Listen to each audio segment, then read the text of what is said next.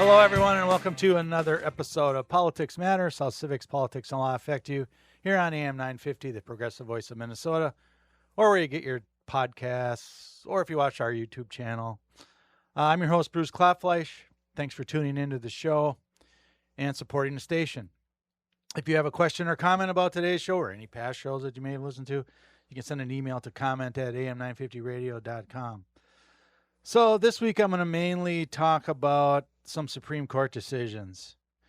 Now, as we've covered on previous shows, the end of June is the big time for the Supreme Court because it's the end of their term. Their term goes from October through June. And very often at the end of June, like literally the last days of June, is when they put out most of their biggest opinions for that term. And that's what happened here in this term as well. So I'm going to talk about some of the decisions that were done over the last week of their term. I'm not going to cover all of them because there were plenty of them. Again, this is something that happens every year where they just put out a whole bunch of them at the end of June. So I'm going to talk about some of them because I think predictably some of them are going to be bad for democracy.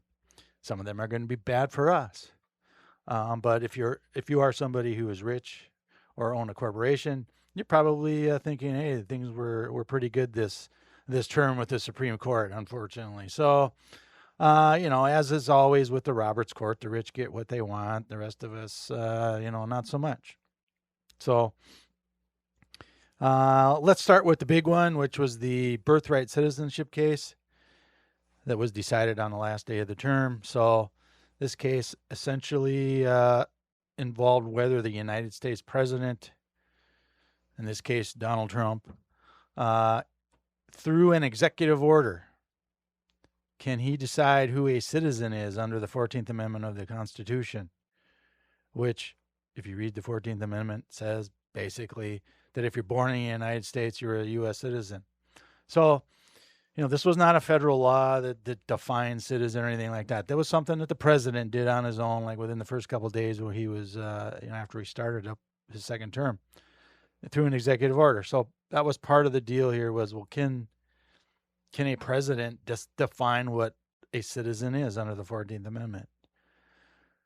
So, and I had talked about this case previously, and I thought in the end, if I had to bet a lot of money on it, I said that the U.S. Supreme Court would probably overturn Trump's decision. But, and this is what did happen, it was going to be a close decision.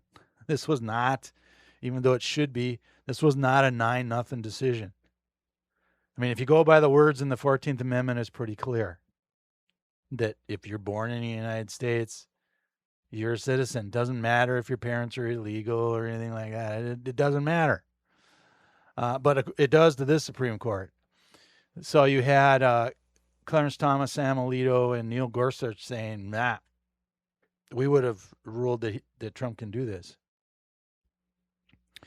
So then you also had a concurring opinion by Justice Kavanaugh, which I'll just talk about here in a second. But if you go by what's actually in his concurrence, this was probably, rather than he agreed with the ultimate decision. But he did say that if Congress passed a law defining, what a citizen is, he would be fine with that. But because in this case, it was not a congressional law that did that. Rather, it was an executive order from the president. That's kind of what made his vote to be against what Trump did. But he has given now an out to a bunch of the MAGA people, and they're already talking about it. Trump's already talking about it. There's already Congress people saying they're going to introduce a bill to basically, outlaw anchor babies, as they call them. Now, personally, I don't think that is going to work ultimately, but you never know. You never know at this court, and that's why they're doing this. They're just trying to find another way to get another case up in front of this Supreme Court, and maybe they can convince they might get Kavanaugh's vote if they did it that way. So that gives them 4, and they just need one more. So you can see in Congress they're going to start doing this already. So, so the fact that this was not 9-0 should, scare us all, so to speak, because these judges, these Republican judges, love to claim they're textualists, and they go by, what the words they are in the law or the bill, or in this case, the Constitution. Well, they didn't.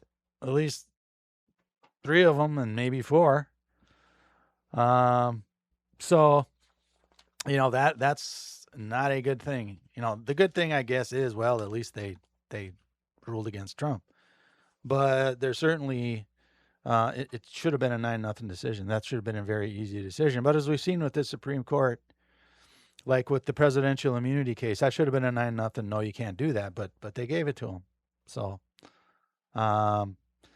plus, I've said before, this Roberts Court is one of the things that's going to go down in history for, is how much they overturn their own precedent. The Supreme Court's own precedent.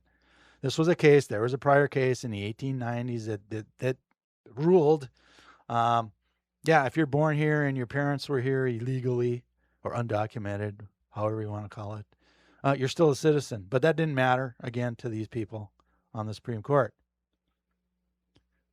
Enough of them are ready to just throw away that precedent, but they didn't.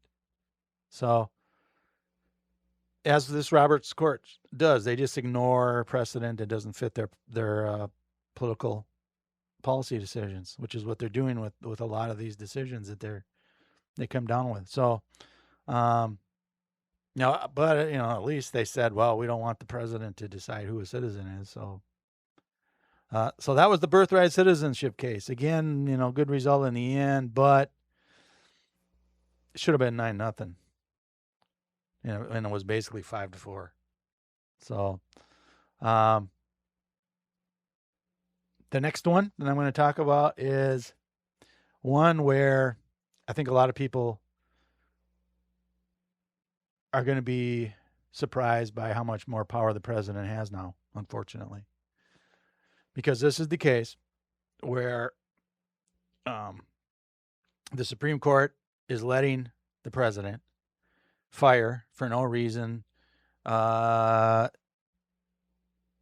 of these independent agencies that basically run a lot of the government under the executive branch. So Congress, basically what happened here is, Congress sets up all these various governmental agencies. They give them power to do certain things.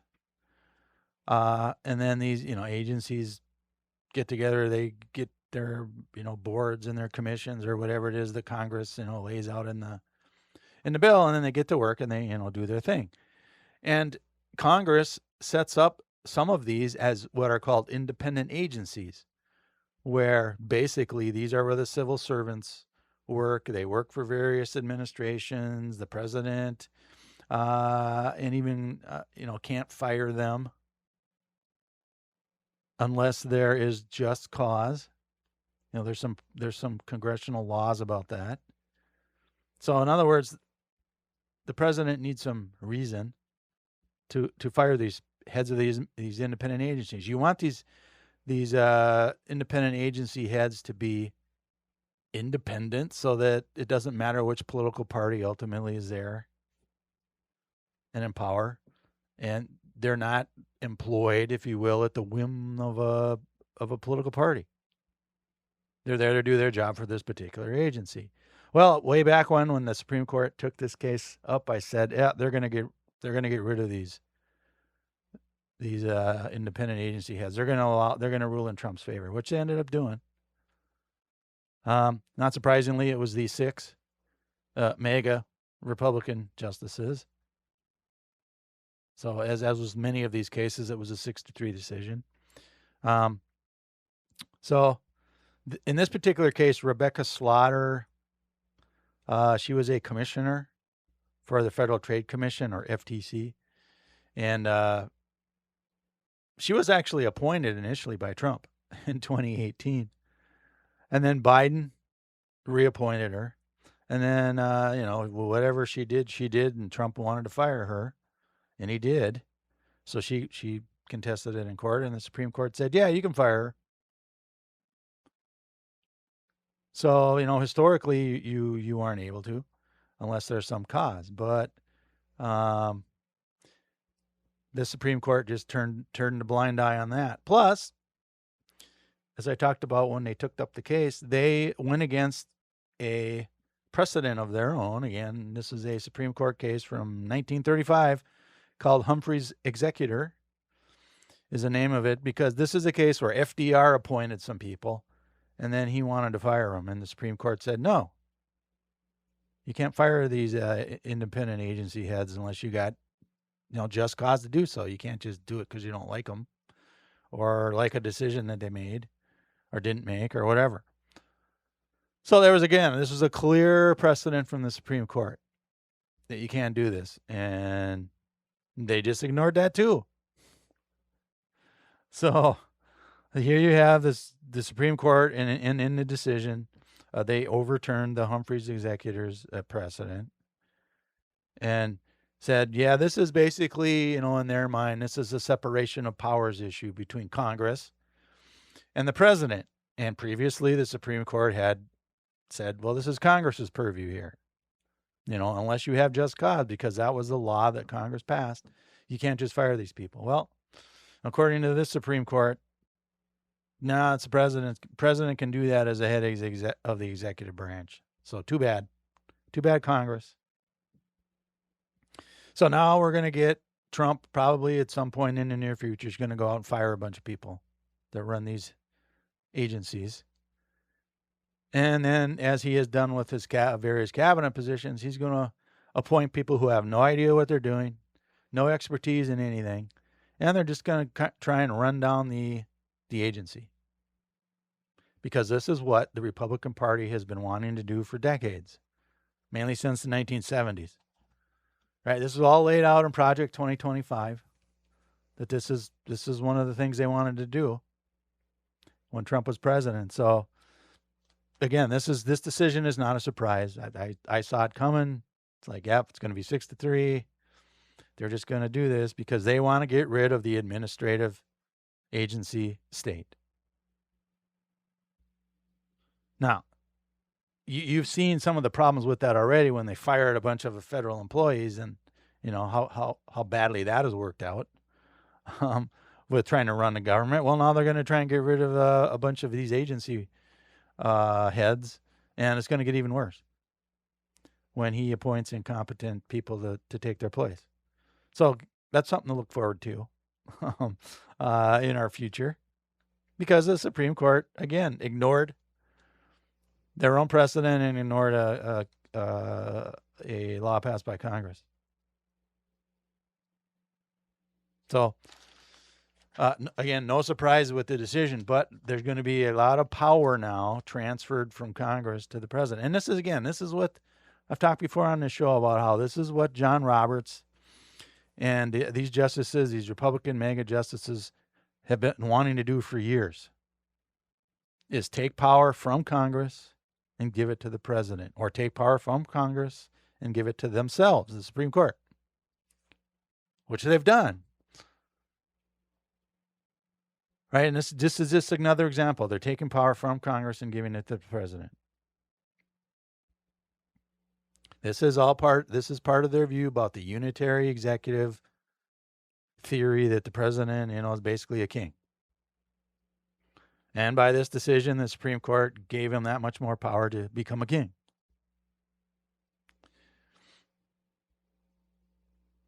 Now, they did this knowing how incompetent Trump is, right? Just like they did with presidential immunity.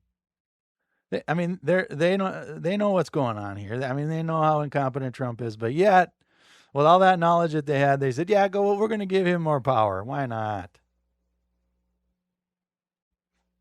So, these agencies are independent for a reason. But now the president's going to be able to meddle in them. If he doesn't like what some agency heads did, he's going to get rid of them. He's going to dump them all. And now he can.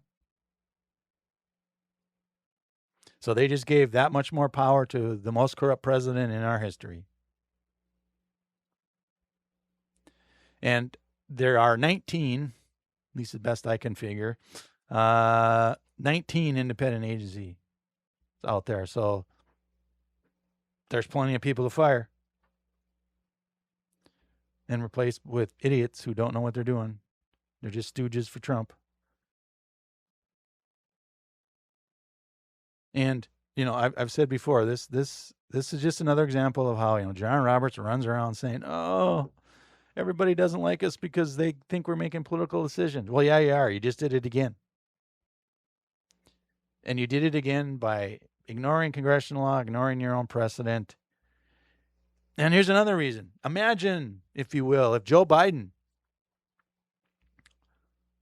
would have fired a Trump appointee to an independent agency for no reason.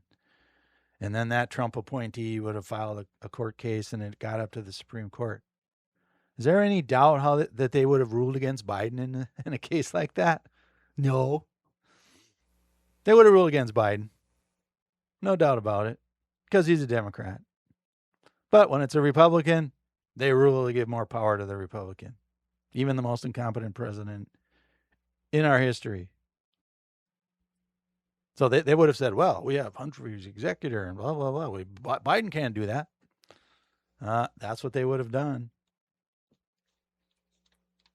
So we're going to take our first break here.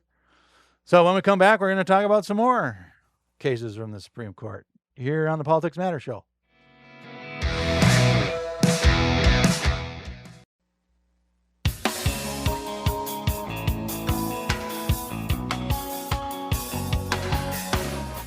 All right, welcome back to the Politics Matter Show, how civics, politics, and law affect you here on AM 950, the progressive voice of Minnesota. I'm your host, Bruce Klopfleisch. Thanks for tuning into the show.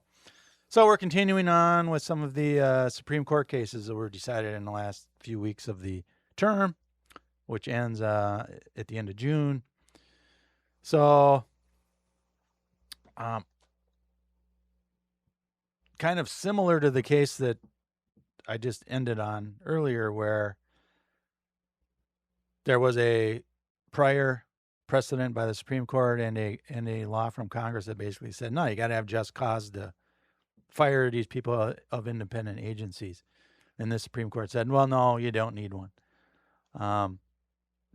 Well, another case that they decided basically said, well, wait a minute. We're going to have one exception to that, and that's the Federal Reserve Board. Now, for those of you who may not know, the Federal Reserve is basically the National Bank of the United States, federal government. They kind of, they're part of their task is to deal with money supply and keep inflation at 2% and unemployment around 4% and all this other stuff. That's the Federal Reserve. They have a lot to do with our economy. They have a lot to do with, people making money. So the Supreme Court was faced with a case where Lisa Cook was her name, was one of the people on the Federal Reserve Board, and Donald Trump wanted to get rid of her. So he tried to fire her. The allegation against her is that she committed mortgage fraud somehow, and that disqualifies her from being on the Federal Reserve Board. So she contested her firing, and that's how the case got up to the Supreme Court. So this case was a 5-4 decision. So it was the three liberals, and then John Roberts and Amy Coney Barrett joined them to say, no, you can't fire her now. Maybe you can later, though. I think that's how Barrett and Roberts decided with the three Democrats here in this case. Basically, what happened here is they are going to let her case work itself out in the lower courts, and they're going to see if the Trump regime is going to charge her with crimes relating to these, mortgage fraud, which they haven't yet. There isn't any, real evidence probably against her. If there was, it would have come out by now, or they would have charged her by now. But, they can still try and get charges filed against her. I don't know that it will be successful, but at least in this decision, the Supreme Court said, well, we're gonna create an exception for this Federal Reserve Board where you're gonna have some kind of just cause before you can fire them. Now, I have my suspicions about why they ruled the way that they did, because this is the Federal Reserve Board. This is about the economy, capitalism and money, and all this sort of stuff, which, of course, the Republicans love. They want to make money. They are making a lot of money. So they don't want the Federal Reserve Board, presumably, to be subject to the whims of the president, who can tank the economy. So I think the Supreme Court here, at least the 5 of them, so 2 of the MAGA Republicans at least, decided, I don't know, that's kind of too much power for the president. Now, unless there is some just cause, which, if she's charged with mortgage fraud and is convicted, then the case might go back to the Supreme Court to say, well, is this enough for just cause or not? But I think that the Supreme Court recognizes that we don't want a bunch of political hacks on the Federal Reserve Board. If they allow Trump to just fire them all, right? That would send too much of a shock to our economy, and they just didn't want to take that risk. But there's still 4 of the people here who are willing to say, yeah, you can fire all the people on the Federal Reserve Board if you want to.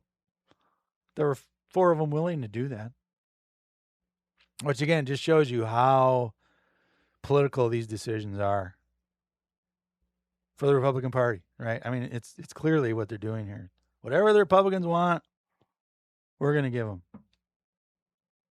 So, I guess Coney Barrett and Roberts want to keep their 401k plan funded, I suppose, instead of leaving it to a bunch of political hacks that Trump would presumably appoint after firing all these other people. So,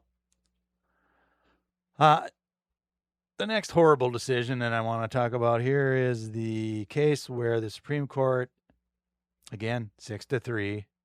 This is a common trend here. So we got the 6 MAGA Republican justices saying, you know what?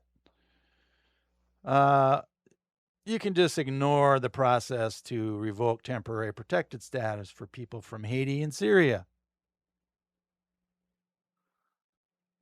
So, not surprisingly, Sam Alito wrote this decision, the racist that he is. And this involved Kristi Noem when she was the head of the Department of Homeland Security. She had revoked temporary protected status for people in Haiti and Syria, saying that we're not going to let you go through that process. Now, what this case was about is there is a process, a legal process that Noem had to go through in order to do this, ultimately revoking temporary protected status. She did not do that process. So that's why there's a lawsuit brought in the case. Well, the Supreme Court just ruled, and the 6 Republicans said, well, you don't need to go through that process. You can just do it. Who cares? These aren't white people, so that's good enough for us. Right? So, and even Alito's he wrote in his decision, well, the plaintiffs, in this case, the Haitians and the Syrians, are unlikely to succeed in their claim of a violation of the Equal Protection Clause. So even putting the breaking of the process sort of thing aside, they also claimed, well, we're being treated differently here. We're entitled to equal protection. And Alito's like, well, no, you're not. You're not going to succeed in that. So too bad. And he also said, you can start these deportations immediately, Trump, if you want. Or in this case, Mark Wayne Mullen now, who is the new DHS head. So this decision, no doubt about it, was one where they just further cement the Roberts Court Republicans as being racist, plain and simple here. I mean, there isn't any doubt about that here. Again, they just ignored federal law, the process that Kristi Noem was supposed to go through. She didn't, and they're okay with it. So, the problem with this case was that the Republican MAGA 6 justices here didn't answer the real issue in the case. That Noem was supposed to go through this process. When you revoke temporary protected status, by the way, temporary protected status is something where, like, if you're from a country and there's a civil war going on in that country and you want to get the hell out of that country, you come to America, you can apply for temporary protected status because your country's in a civil war, right? You want to get out of there to save your lives and your family's lives, right? That's basically what Haiti and Syrians were doing. And so there's a process to get this temporary protected status in the first place, which these people did. But Noem didn't follow the process to get rid of it. Part of what they're supposed to do is assess whether, in this case, Haiti and Syria, whether it's safe for these people to go back there. Have you checked in on Haiti lately? That government there basically doesn't exist. It's run by rival gangs. The Haitian World Cup soccer team couldn't even practice or play in Haiti because of the violence that was going on there. So there was no evidence that the regime did any sort of assessment on either Haiti or Syria. And by the way, the Syrian government isn't that great either. I mean, let's be honest. But these justices just ignored that and said, well, this is okay. Who needs it? Who needs to follow the process? Plus, this record was just full of racist statements from Trump himself and other people in the regime. But Alito comes out and says, well, none of this was, quote, overtly racial, close quote. So you can tell again when you're reading some of these opinions and these justices are stretching for stuff. This is what they do. Well, it doesn't matter if it's racial or not. It has to be overtly racial. Which it was, by the way. So, we all heard Trump talking about the Haitians were eating dogs and cats, right, during the campaign. Right. He says stuff like, well, they probably have AIDS and they come from the, S-hole country and, they're poisoning the blood of our country. I mean, all these things that Trump was saying about them and continues to say about them. According to Samuel Alito and the 5 other MAGA justices, well, this isn't overtly racial. Yeah, it is. But, I guess Republicans think it's okay to say racist things without being racist, apparently. That part at least should be litigated as part of their equal protection claim. But nope, not according to the Supreme Court. The regime can still be racist and avoid a hearing after all. And if you, look in the news, guess which group of people still have temporary protected status? White South Africans who come here. Nobody's trying to kick them out. I wonder why. I guess as long as they're not blacks or Arabs, I guess it's okay, according to the Supreme Court. All right, the next case where the administration lost, thankfully. But again, this should be a 9-0 decision, but it wasn't. Was the mail-in voting case from the state of Mississippi. So just a reminder about that case, the Republican National Committee challenged the Mississippi state law that says as long as you post your mail-in ballots on Election Day, they wait up to 5 days to count it. All right, so it gives us some time to get through the postal service and whatever. So you got 5 days. So if it arrives after 5 days, well, then they don't count it. So they got a limit on it. And the RNC challenged that, saying, well, no, you got to count whatever you get on election day. That's it. Election day means election day, and count it on that day. Who cares about these 5-day extensions, right? So I even when they accepted this case, I even said, yeah, I think the Supreme Court's going to rule against Mississippi. I think they're going to say election day is election day, and you can't have any extensions for mail-in voting. But 5-4 decision, where again this was Barrett and Roberts, joined the 3 Democrats and said, well, nah, we're going to keep that. So I talked before about how the Constitution is pretty clear that states, not the federal government, deal with election laws.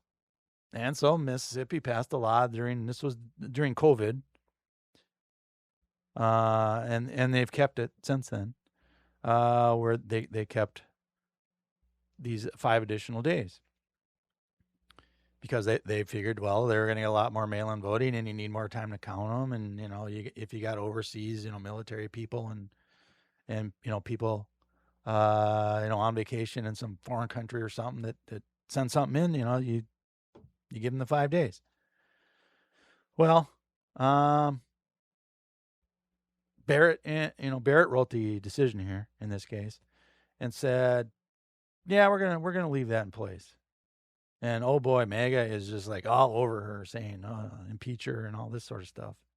It's like, yeah, go ahead. I want, she's not exactly vote against Trump very often, but she did here, as John Roberts did. So the thing to remember, like, again, state laws run this. So there's all kinds of states who say no, election day is election day, and that's when we count them, even if they're mail-in ballots. Which, by the way, that's Minnesota's law.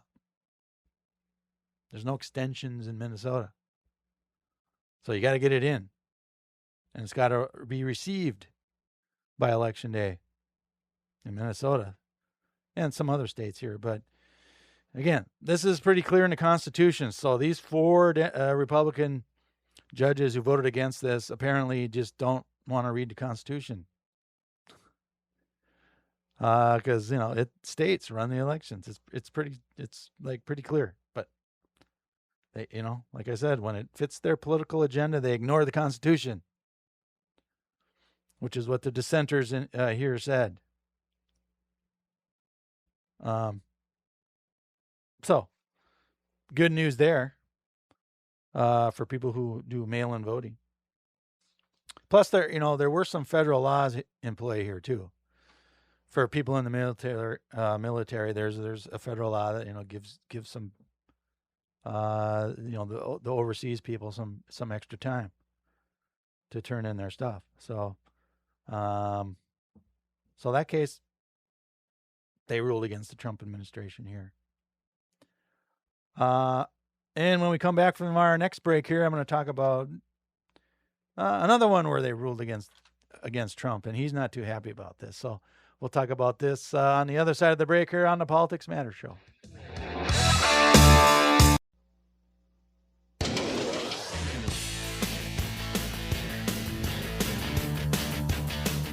All right, welcome back to the Politics Matter Show here with Bruce Klopfleisch. We'll continue on with some of the Supreme Court decisions from the last couple of weeks of the term. So Trump lost another one, but let's not forget he won more cases than he lost at the Supreme Court here. But I'm bringing up some of the ones that he lost as well as some of the ones that he won. So he lost his E. Jean Carroll case. So now he's got to pay her $5 million plus whatever interest has accumulated since that verdict. So this was a case where, so remember, he's got 2 cases. E. Jean Carroll has 2 cases against Trump. This first one was for, defamation, basically. Went to trial, and she won $5 million is what the jury awarded her. And then, Trump was appealing it. And then he, during that time, he went out and said a bunch of other stuff. So she sued him again. And there was another jury award on that one for I think it was $88 million, somewhere in that range. A lot bigger award there, because he basically did it again. Right. So this case is just the first one. So we're not talking about the second case, just the first one. Okay. So Trump lost in the lower courts. So he lost his trial. He lost at the Court of Appeals level. So, and he was trying to get the Supreme Court to review the case. So remember, I've talked before about how for the Supreme Court to agree to take a case on appeal, they have 4 of them, 4 out of the 9 have to agree to hear the case. Well, Trump did not get 4. So the Supreme Court denied taking his appeal, which means, again, they didn't actually take the case. They didn't look at, the arguments. They didn't do anything. They just said, well, 4 out of the 9 didn't want to take it. So they denied his petition for review, which they do they do a lot of that during their term. So for some reason, though, they waited till the end of the term to do it here. So he lost ultimately. Now he's out there saying, well, I'm going to do other things. And no, you can't. Like, the Supreme Court's the end. So when he appealed his case, he did a appeals bond. He filed with the court with the that included the $5 million, and hopefully there's some money in there for interest too that is accrued. So E. Jean Carroll has already requested from the trial court that heard the case to pay her that money. So, and of course Trump doesn't want that to happen, and I mean, we'll see what happens there, but she's owed the money. So he ended up losing that case. But another one that he did win, again, I predicted this one too, where this Supreme Court, to nobody's surprise, sided with the Republicans to throw away some more campaign finance laws. Right? Because to them, political speech is money. That's freedom of speech. Money, money, money, money. So this just allows more bribery of the politicians by the rich people. So this was a case that dealt with how much, money a political party could contribute, directly to a campaign. So they threw out that one now. So you're going to see the RNC and get more money and give more money to candidates themselves, not super PACs anymore, probably. At least some of them are going to go directly to the candidates because the Supreme Court's letting them do it here. So, again, this is not a surprise because this particular MAGA Supreme Court, they don't like campaign finance laws. They like money, money, money to bribe politicians. And by the way, the Supreme Court justices, they get a lot of money too. I've talked before about how Thomas and Alito have gotten all kinds of money, and I'm sure some of the other ones have too. So this is just another way to allow this to happen. So now there's going to be even more money spent in campaigns. So finally,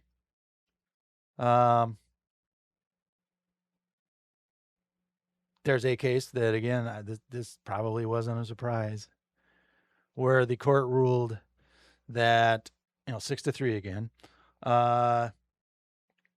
they upheld state laws that ban transgender students playing on girls' sports teams, whether that's just high school or whether that's high school and college, depending on whatever the state laws are there. So basically what the court did here is they threw it back to the states and said, states, you can basically decide what you want to do here, kind of like they did when they reversed Roe versus Wade. They just said, well, the states can decide this stuff. And that's what they did here. There was I think it was West Virginia and Idaho, I think was here, the state laws that were challenged, and so they're letting them stand, and any other state laws that are doing this too. So you might see some more states either do a ban, or you might see some presumably Democratic states, passed laws to protect transgender students playing girls' sports teams. Now, one thing to note about this case, and I talked about this when they took it on appeal, is this doesn't ban transgender students playing on men's sports teams or boys' sports teams, whatever you want to call it. Okay, it's just women's sports teams. I wonder why that is, right? It's like, well, I guess it's going to be okay to play on men's sports teams. I'll be curious to see if somebody challenges that law, if somebody passes one, because these were just specifically on women's sports teams. But I guess it's okay to be on men's sports teams if you're transgender. So, the argument by the transgender students was, well, I mean, you're discriminating against me under the Equal Protection Clause. And Brett Kavanaugh wrote the decision in this one. He said, well, you can this distinction is based on biological sex, which is permitted under the Constitution, according to him and the other 5 Republicans. So, he did the typical tired, arguments that we hear. It's like, well, there's differences in strength and there's inherent differences between the sexes and someone will get, hurt and there's unfair advantages. And, so he cited all that stuff, which is questionable. And, actually, when you look at it, but, this just gets back to we got to otherize people and we got to make all of our voters fearful so that they vote for us, right? This is what they do. This is why they're picking on transgender people. So now they're going to leave it up to the states ultimately here. So let's not forget, one of the problems here with this case is we're not talking about a lot of people here. This is sort of like voter ID, which I've talked about before. When you look at the studies, there's hardly any voter fraud because of voter ID. Same here. There's not like hundreds of thousands of transgender students trying to play high school sports like the Republicans like to claim that there is. Right? If you actually look at the NCAA, so they cover the biggest colleges. They came out and said, well, there are fewer than 10 transgender women among 510,000 athletes in the NCAA. So that's 0.002% of the people who are transgender women. 10 out of 510,000. Hardly a big problem, but that doesn't stop the Republicans. And I even looked in Minnesota. So since 2014, so that's 12 years ago, the federal officials have identified about 12 transgender girls who have competed in high school sports in Minnesota. 12 over that period of time. So when you look at the actual numbers, this is not a big problem, but the Republicans make it into one because boy, get some votes. At least that's what they think. So there is really no crisis here. It's just another made up one that they decided to do, and the MAGA people on the Supreme Court bought into it, unfortunately. But again, this is par for this particular court. They pick on transgender people. So, in the remaining, we got just under 4 minutes now of the show. I want to talk about, a good news. So I try and do at least something for good news at the end of the show. So today I'm going to do it because another Democratic Socialist won a primary. This one's in Colorado. So again, I'm taping the show on Wednesday morning. So this was last night, Tuesday night, in the Denver area. So this is Congressional District 1 in the state of Colorado. Malat Quiroz defeated a 15-term Democrat, Diana DeGette, despite being heavily outspent. So Quiros describes herself as a Democratic Socialist. She had the DSA endorsement. She's just 29 years old, doesn't have any political experience.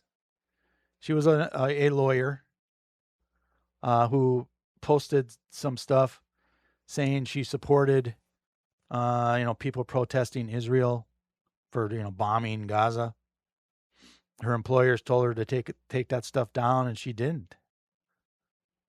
They said, take it down or you're going to be fired, and she didn't, so they fired her. And then she became a barista, right? So she ended up beating a 15-term congresswoman by, roughly 4, 5, 6%, somewhere in there, because Colorado is a mail-in state, so, there's going to be a few days before they get the final numbers, but it's going to be somewhere in there that she won. So, this is like big news. So, I talked before about how corporate Democrats and, the media are going to go, well, Democratic Socialist, that's only a New York City thing. Well, here's some more proof that it's not. And this is a, Democratic seat, so she's probably going to go to Congress. Now, I'm sure they're, going to try and dig up all kinds of dirt on her like they're going to do with all the other ones, but she's probably going to get elected. And this was another case where, that this Israel, bombing Gaza was a big part of her campaign. And a lot of people supported her because Diana DeGette did not come out like that. Plus, DeGette was getting AIPAC money. And, a lot of Democrats don't like that. I've talked about that on previous, elections. And they didn't go with it here either. So a 30-year serving member of Congress is gone in the state of Colorado. So she ran her campaign on Medicare for all, Green New Deal, expanding affordable housing, stronger labor protection, things that regular Democrats should support. But, there's going to be all kinds of these centrists and all kinds of pundits that are going to go, oh, this is horrible. We don't want, they'll call them communists. But they're not. But this is another example of how I think that the Democratic establishment is misreading the base of the party. The base of the party wants this stuff, mainly because they're fighters. Right? This 30-year term woman wasn't viewed as a fighter for the people in that Denver area, so they went with somebody else. And I think this is going to be a growing trend, and I think in some other primaries you'll see that too. All right, so there's your good news for the week. We will talk to you next week here on the Politics Matter Show.